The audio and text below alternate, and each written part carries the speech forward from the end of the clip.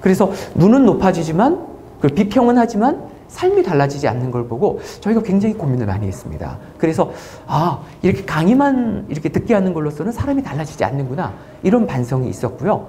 그 다음에 두 번째 저희가 쓴 방법은 토론이었습니다. 엄청나게 또 많이 대대적으로 토론을 시키고 이제 했습니다.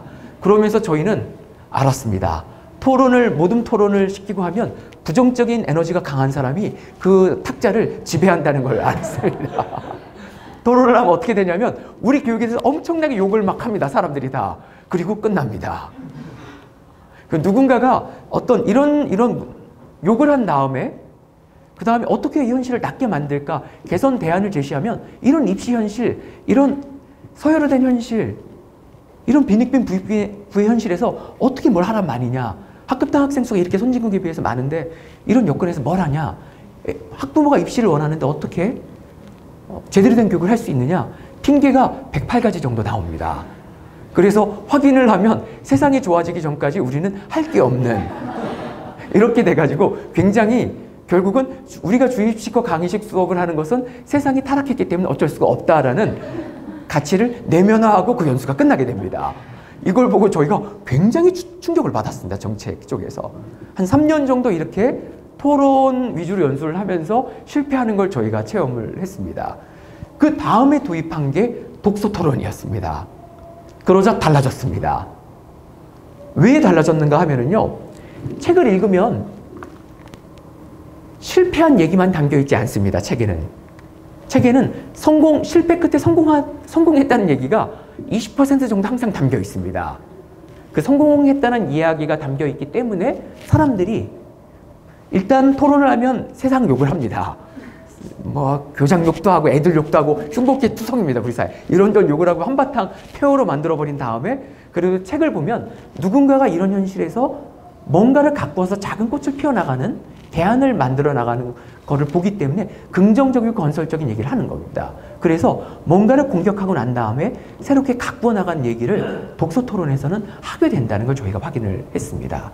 그 토론을 하다 보면 자꾸 쟁점을 두고 공방이 오고 가게 되고 이기려고 하고 뭔가 핏대가 오르면서 좀 삐뚤어집니다, 사람이. 근데 책을 읽고 토론을 하면 독서 토론은 토론하고 조금 다릅니다.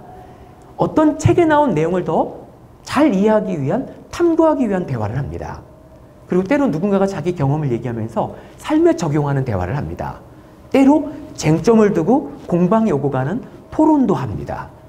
그리고 책을 통해서 알게 된 현실의 문제를 어떻게 현실을 극복해 나갈지 대안을 찾아 나가는 대화도 합니다. 여러 가지 대화가 독서 토론에서는 이루어지는 겁니다. 그러니까 토론과 독서 토론은 5분의 1 정도의 교집합이 있고 5분의 4 정도는 다른 영역이 이제 있는 것을 저희가 확인을 했습니다. 이게 경기도교육청에서 굉장히 많은 예산을 써가면서 우리나라 교사 중에 26%가 경기도교육청의 교사입니다. 경기도 인구가 1000만이 넘고 핀란드가 400만입니다. 제가 핀란드 교육계에 이제 잠깐 연수를 가가지고 구경을 하면서 거기 직원분들하고 이제 얘기를 했는데 막 여러 가지 수치를 하다가 예산 막 얘기가 나오는데 보니까 400만이라는 거예요. 그래서 우리 교육청에서 간 일반직 직원부터 여러 사람들이 우리는 1000만이 넘는데 막 이렇게 얘기하고 웃었던 적이 이제 있습니다. 그러니까 연수에 쏟아부은 예산이 지금 말씀드린 간단한 결론을 얻어내기까지 쓴 예산이 한 140억 정도가 되는 겁니다. 한 7, 8년 정도 굉장히 여러 가지 연수 시도가 있고 그 다음에 얻어낸 결론은 이런 거였습니다. 강사를 세워서 강의하는 것이 의미가 없다가 아니라 그것만으로 안 되는 겁니다. 사람들의 기본 관점과 개념, 그 다음에 전체 지형을 그려주는 데는 강의가 아주 좋습니다. 그 다음에 토론도 일부 필요합니다. 어떤 쟁점을 두고 공방에 오고 가는 게 필요하고요. 그러나 이것만으로 안 되고 좋은 책을 읽고 이야기를 해야지만 지속 가능하게 사람이 성찰과 성장을 할 수가 있습니다. 그리고 훌륭한 강사는 부르는 것이 불가능합니다. 경기도에 있는 학교가 10,000개입니다. 최동수 선생님을 부를 수가 없습니다. 아니, 저는 시간 많아요. 네. 네. 제가 이제 연수정책을 하면서 한 4년 전부터 최 선생님의 그 똑똑한 사람들의 멍청한 짓, 이걸 보면서 어떻게 우리 경기도교육청의 행정과 여기에 이제 이걸 접목시킬 수 있을까를 계속 궁리를 하면서 최 선생님의 쓴 자료나 활동들을 계속 추적해서 보면서 이제 이렇게 이제 살피고 그랬거든요. 규모가 너무 큰 조직이고 또 굉장히 학교별로 다양한 데가 있기 때문에 책을 읽고 이야기하는 방법을 했을 때만이 각각의 학교에서 선생님들이 공부 모임들이 작동하면서 지속해서 쭉 성장과 성찰이 이루어질 수 있다. 이게 이제 저희의 결론이었습니다. 그래서 작년부터 경기도교육청은요, 그 선생님이 자기 학교에서 3명 이상의 선생님들하고 모여가지고 책을 읽고 이야기를 나누잖아요. 그럼 이거를 인사기록 카드에 들어가는 직무연수 시간으로 인정을 이제 합니다. 그 정책을 이제 반영을 했습니다. 그전에는 자꾸 바깥에 불러서 이제 강의를 시키려고 했는데 그것보다는 동료들하고 책을 읽고 이야기하는 것이 갖는 의미가 대단히 크다고 이제 생각을 했습니다.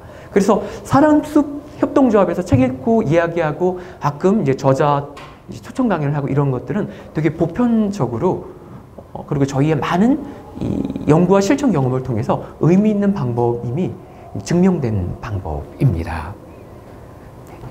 네, 제가 너무 혼자 얘기하는 게 아닌가 싶은데요. 궁금한 거 있으면 바로바로 이렇게 물어봐 주시면 제가 이렇게 묻고 대답하고 뭐 이런 식으로 하겠습니다. 혹시 뭐 궁금한 거 없나요? 네, 참지 말고 물어봐요. 이 무대에 서다 보면 흥분을 하게 됩니다, 사람이. 그래서 자기도 모르게 이 미화된 얘기, 예쁜 얘기를 하게 되기가 쉬워요. 제가 그거를 극도로 자제하기 위해서 되게 노력합니다. 처음에 제가 실패한 얘기를 한 것도 이 미화하려는 이 충동을 누르기 위한 저 나름의 이 장치였습니다. 그래서 물어보시면 제가 진실만을 대답하겠습니다.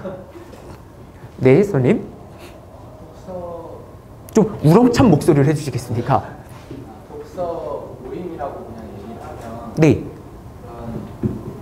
환경이나 제도 속에서 그 전제 조건을 설정해서 모임이 되는 경우 말고 자연스럽게 독서 모임이나 서로 독서를 통한 이야기를 나누고 서로 교육을 할 수 있는 게 자연적으로 형성되는 그런 사례가 있는지 있으면 어떤 식으로 그렇게 자연적으로 형성되는지 알고 계실 것 같아요. 잘 없습니다.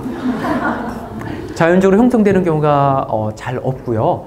그 같은 처지에 있는 사람들이 어떤 답답함을 느낄 때 조금 더 자기가 날아오르고 싶을 때 일상을 넘어서서 이런 열망이 있는 비슷한 처지에 있는 사람들끼리 독서 모임을 하게 되는 겁니다.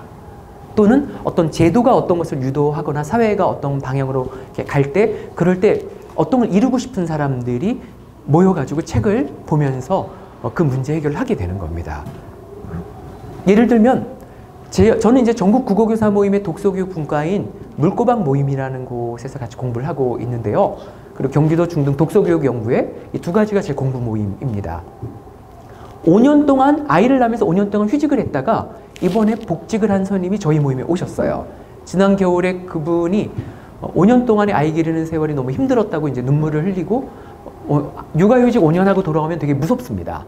자기가 바보가 된 것 같다, 시대에 뒤떨어진 것 같은 느낌 때문에 되게 공포에 이제 있는 경우가 많이 있습니다, 선생님들이. 그래서 그 선생님께서 같이 그 지역에 이윤선 선생님이라고 이제 목동에 있는 선생님인데 자기 지역에 있는 아이 기르는 엄마들끼리 모여가지고 같이 책 읽기 모임을 꾸준히 하셨더라고요. 그렇게 같은 처지에 있는 사람들끼리 이렇게 만나게 됩니다. 아이 키우는 엄마들끼리 만나게 되고 또 미래에 대해서 뭔가 탐구하려고 하면서 뭔가 걱정도 있고 이런 사람들이 또 이런 곳에 이렇게 만나게 되고 학생들 같은 경우는 여러분들이 공부할 때랑 굉장히 달라져가지고 지금은 학생들이 책 읽고 동아리에서 활동한 기록이 대입 진학할 때 엄청나게 중요하게 이제 봅니다. 그래서 우리 학교 학생들이 거의 99%는 자율 동아리를 꾸려가지고 책을 읽고 자기들끼리 이제 설명을 해주고 그 내용을 생활기록부에 적어달라고 담임교사한테 가지고 가고 그렇습니다. 그래서 어떤 여건과 사회 조건 속에서 똑같은 처지에 있는 사람들끼리 독서 모임을 하는 경우가 일반적이고요. 자연 상태에서 모이는 경우는 의외로 매우 드뭅니다. 네.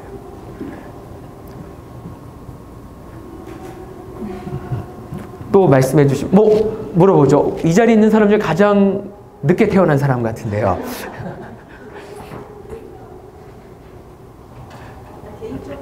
네.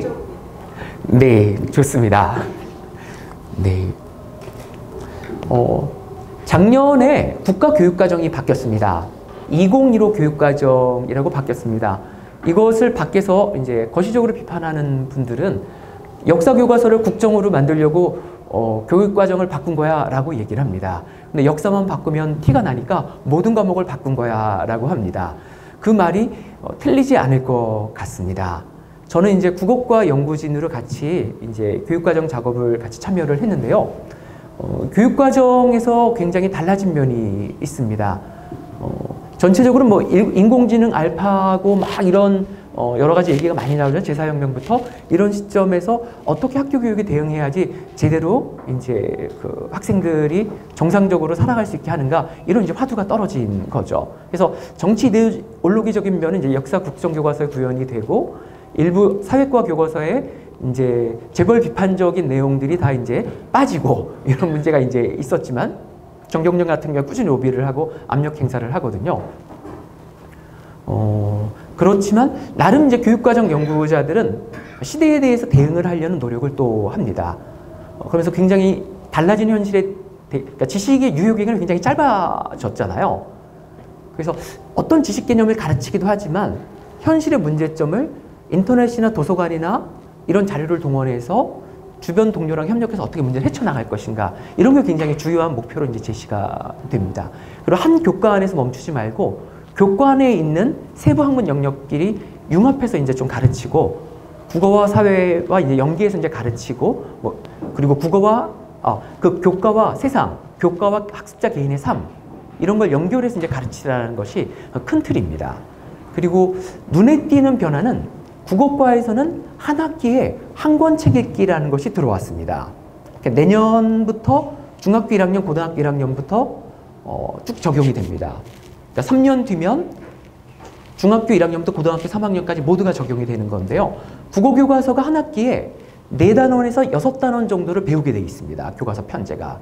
그러니까 4단원에서 6단원 정도를 이제 배우게 되어 있는데 이 중에 한 단원 정도를 교과서에 있는 글이 아니라 도서관에 있는 책으로 가르치라는 겁니다. 이게 2015 국어과 교육과정에서 가장 큰 변화입니다. 계속 교과서는 자료다. 교과서에 있는 것을 골라서 가르치시라. 이렇게 지난 20년간 얘기해도 학교에서 내려왔던 관행적 문화가 있다 보니까 선생님들이 다 가르치는 겁니다. 그러니까 어떻게 했냐면 교과서 분량을 많이 줄였습니다. 교과서 분량을 80%로 줄여가지고 시간이 남게 만들었고 그리고 한 단원은 교과서가 도서관에 있는 책을 갖고 와서 수업을 하는 식으로 강제로 국가주의적으로 국가주도로 약간 뭔가를 교과서 위주의 수업을 해체하려고 이제 한 겁니다. 이 부분이 가장 큰 부분이고요. 이게 내년부터 우리나라 그 교육계에 갖고 올 파장은 굉장히 클 겁니다.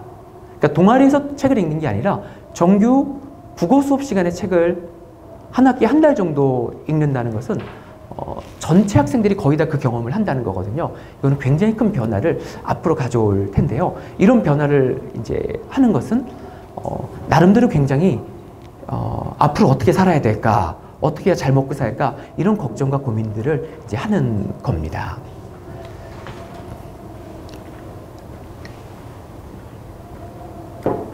어제 숨은 노동이라는 책을 제가 읽었습니다. 5월의 봄이라는 출판사에서 나온 책인데요. 르포 작가들이 썼습니다. 그 사인당 뭐 이런 사극 같은 데 보면 뒤에 이렇게 걸어다니는 사람, 행인 1, 행인 2 이런 보조 출연자들의 삶을 다룬 글이 맨 글 뒤에 30쪽 정도 있었습니다. 그 글을 보면 보조 출연자들이 한 7, 8년 전에는 60대 할아버지 보조 출연자가 갔는데도 20대 스텝이 야, 임마, 너 XX 일로와 이놈 저놈 이렇게 반말로 불렀다는 겁니다.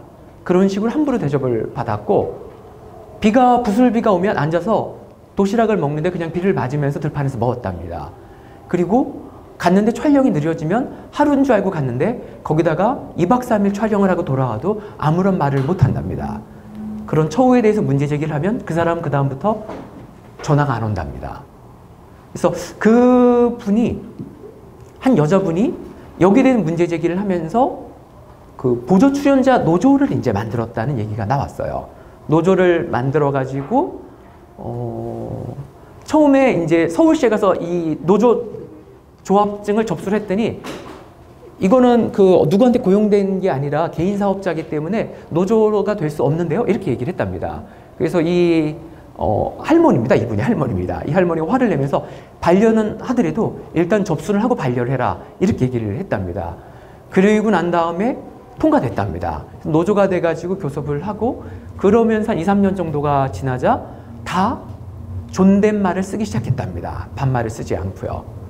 그리고 여러 가지 이제 보험이라든지 이런 이제 복지제도를 이제 받게까지 진행되는 여러 가지 과정이 나와 있었는데요. 그 부분이 저에게 굉장히 인상 깊었고요. 한 문장이 제 가슴에 와서 꽂혔습니다. 노동부 사무관이 와가지고 한번 자기 찾아왔답니다.